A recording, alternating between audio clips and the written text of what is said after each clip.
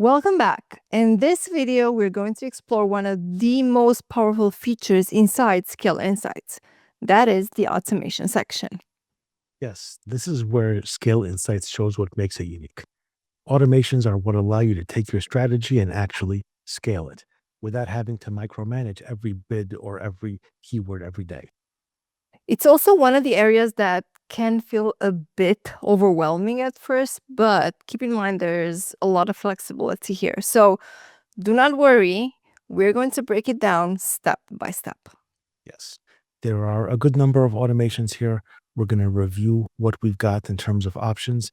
And as we go through the rest of the course, we're going to dig into the specifics and the ways to create the automations and to start building out rules. And remember, we are still working inside a test account.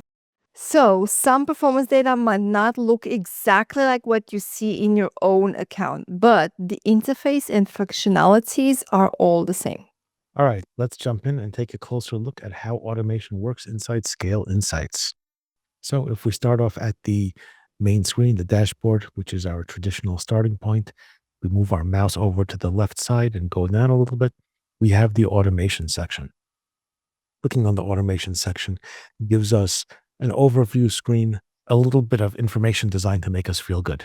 Thousands of actions done, hours saved, algorithms saving us money.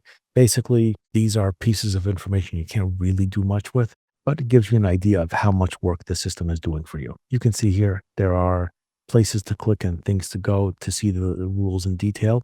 But in general, you're only going to start working with these when there are issues. The real meat of the work is on this left side here. Typically, the algorithms are simply collections of rules that you put together, and then the system makes it run. They aren't actually technically an algorithm because you are setting all of the details yourself. Strategic objectives is closer to an algorithm in terms of what it does. However, let's get into these rules. So the first rule is a dayparting rule. Essentially, what Amazon does is they give us data on how your ads perform every hour of the week. Every 7 days a week, 24 hours a day, we get data about how your ads convert. And ideally, you'll want to turn on and turn off some ads at the worst performing or best performing times of the day. The day parting rule lets you go in and turn those ads on and off at times of the day. If you are budget constrained, if you want to maximize the traffic on the very busy days, this rule will let you do that. If you have only a certain amount to spend, and you want to spend it at the time where you'll make the most sales with the best conversion rates, this lets you isolate your spend. Similar situations like that. It's not perfect for every situation. I don't necessarily recommend always running day parting 100% of the time, but it is a good rule for conserving spend. Next, bidding rules. This is probably the meat of where your rules will be created. And essentially, these are the changes that you'll make to bids. Of course, within every campaign, you've got your groups and you've got your keywords and targets. The bids are what essentially guide what you're going to spend all day long. Here are the bids. Here are the rules you can make based on bids. And as you can see, you're able to make rules that move things all over the place. For example, in this campaign, you can see here that for this campaign, we actually have 6 different rules running at the same time. For example, if the campaign is running with over 50% ACoS and under 10% conversion rate and more than 20% spend, pause that keyword. We move down a little bit. Here's a situation where we might want to reduce the bid 10%. If it's over 50% ACoS, but it's not hitting those other measurements that we said. As you can see in that black box that popped up, you can set minimum and maximum bids. We can set the amount of time to observe, the amount of days to analyze, and the days of recent data to ignore. We typically recommend either 1 or 2 days because of attribution. In some busy periods, you will want to work with shorter or longer time periods. Maximum bid adjustment is really important here because Amazon typically does not love if you change your bids, cut them in half or multiply them by triple and send them all over the place. The system responds best when you make small changes at a time. As part of the granularity of the rules, you can set how much you want those bid adjustments to be. We typically go with 10% as a regular rule of thumb, depending on what performance looks like. We might recommend, higher or lower bid adjustment percentages, but this is a good starting point with 10%. So these are the bidding rule automations and rule changes. Import rule changes are basically, to use a different word, these are migration rules. So there are times where we identify search terms that are performing well. So say, for example, you have a broad match campaign and we identify a term that has 3, 5, 10 sales. You'll essentially want to move it into a targeted campaign, like a phrase or an exact. These are the rules which lets you identify the keywords you want to move and tell you where you want to move it. We can set it up here for sponsored brands, sponsored products. I'm actually not sure what we'll find in sponsored display, but here are the places where you'll set the rules up. There are, of course, change logs, which show you how often it's running. I took a look at this before we recorded the video. There isn't much here because this is a test account, but once your rules start running, you'll be able to see things come in. I actually recommend looking at this at a minimum weekly. It is possible that the rule might catch keywords and search terms that don't match your product. So you might randomly make 3 or 5 sales for a term which does not match your product. Either shoppers are not understanding that the product doesn't match, or one common scenario is if you sell things like auto part replacements, like a replacement remote or a replacement muffler or something, it might happen that you are often getting sales for a model year that is not your product. In those cases, it might migrate and you need to undo that migration. So those change logs are something which will let you catch rules and keywords that have been migrated that shouldn't be. All right, next, after the importing rules, we have the negative rules. These are the rules for determining when a keyword should be negated. A lot of times, if a keyword is doing so poorly that even bid changes cannot help, we make that keyword negative. These are the places where you'll set up the guidelines for when to make a rule negative. You can run it in sponsored products and sponsored brands. Here are where you set the rules up, and here are your change logs. Negative word rule is sort of like the negative rule, but essentially it works with a different match type. So we didn't get into this with the last rule, but Amazon has 2 ways that they allow you to make search terms negative. One is exact match and one is phrase match.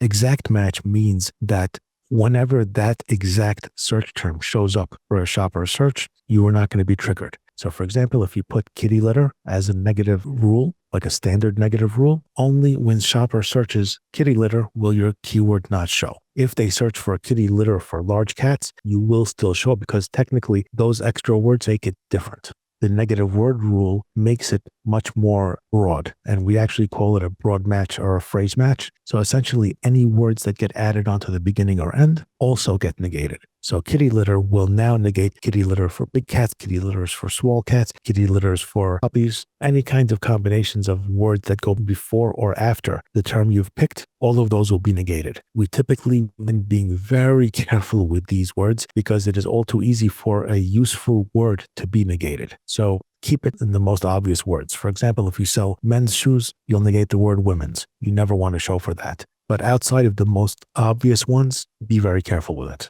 All right, next, there are blacklist and whitelist rules. So this is an interesting feature that I have not seen anywhere else. And basically, blacklist and whitelist rules let you set up keywords that if they're in a blacklist, if by accident they show up in a different campaign, they will not trigger. And a whitelist rule is setting up a keyword that it is impossible to negate by accident. So if you're selling Coca-Cola, what you would want to do is blacklist the word Pepsi. Even if you find the word Pepsi by accident somewhere, it will never trigger. The whitelist is even if you create a rule that says negate after 17 clicks and a 50% ACoS, and that causes Coca-Cola to negate, whitelist will prevent that from happening. It always runs or it never runs.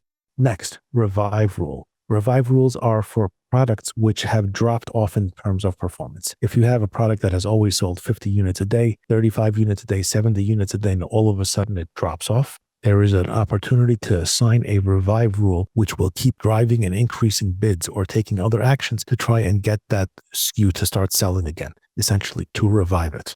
Default bids are just that. You can set up a default for when you're creating campaigns or other things, and those defaults get applied across. Status rules, basically status rules are what allows you to turn campaigns on and off. So you will want to set rules for maybe day of the week or maybe depending on performance in which you'll want to turn things on and off here where you'll set the rules up. I personally don't use these rules very often. My default is that I generally want campaigns to run all the time. And if there are times where I want it to stop, dayparting covers it. So status rules, I don't use it a lot, but if in your structure for running campaigns and your structure for running all of your marketing, there are times when you'll want to set status changes. These are the places where you set the rules.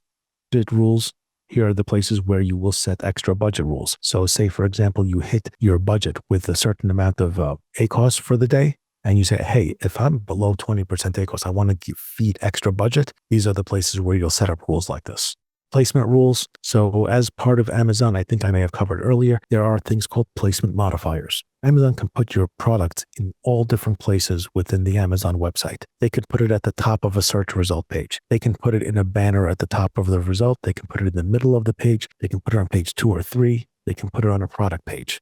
At each different spot, Amazon will observe different qualities of performance. And we can actually tell Amazon that in certain situations where we observe better performance for a placement, we want to bid more. So if in a campaign we observe that rest of search does better than any other, we'll be able to tell Amazon, hey, if we can get to rest of search with 40% extra of a bid, please take 40% extra of a bid from us. If top of search, if we want to be at top of search and we had starting out with $1 bid, and right now to get to the top of search, Amazon could put us there for $1.26. We are telling Amazon with the placement rule that if you can put us there, take extra money from us.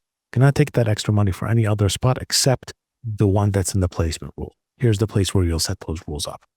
After all of these rules settings here, there is a section called strategic objectives. Strategic objectives is much closer to an algorithm in which you're using collections of rules and letting the system run and apply those in ways that you hit your targets. So you can set them at the keyword level, and you can see here, it goes all the way down to the keyword. You can see here, they have one for automatic campaigns. So those are different than keyword targeting campaigns. We can set different rules for product targeting campaigns, for video ads, and for video product targets. Display ads are here as well. Automate assignment, we don't use that too much, but basically this is the tool that lets you assign strategic objectives in bulk. So if you want to assign an objective to a number of campaigns, this is what lets you do that. All right, so this is the walkthrough of everything we've got in this automation section. There is a lot here. I intentionally did not get deep into it because that is a rabbit hole which could probably lead to several hours of content, and you will be getting that several hours of content just in its due time and with the right attention for each individual rule. With that, I'll see you in the next video.